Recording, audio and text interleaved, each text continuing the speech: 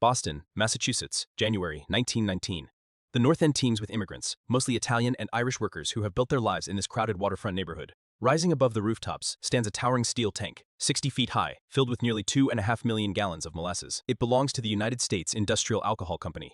What no one realizes is that this tank has been leaking for weeks. The winter of 1919 is unusually warm for New England.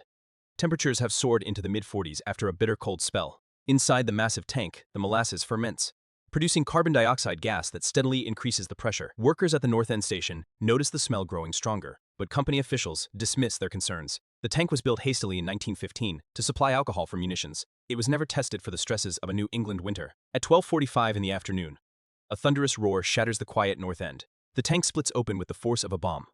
A wall of molasses 60 feet high roars outward at 35 miles per hour. It smashes through buildings, overturns wagons, and sweeps horses off their feet. When it reaches the street, the wave is 15 feet deep.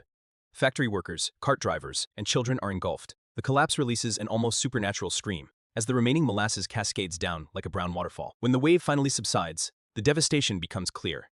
21 people lie dead, including 2 firefighters and a young girl named Maria, who is just 5 years old. Over 150 more are injured, many with severe burns from the molasses' acidity. The streets run thick with brown sludge. Rescue workers struggle through knee-deep molasses for days. Horses that survived are blind, their eyes coated with sticky residue. The sweet smell of molasses mingles with the screams of the trapped. In the weeks that follow, the Great Molasses Flood becomes the subject of the largest personal injury lawsuit in American history to that date. The case reveals that the tank was poorly constructed, with thin walls and no proper foundation. The company is found negligent and ordered to pay huge damages. This disaster leads to some of the first modern building codes and safety standards for industrial storage tanks. The tank is demolished. But even today, locals claim the area still smells faintly of molasses on hot summer days.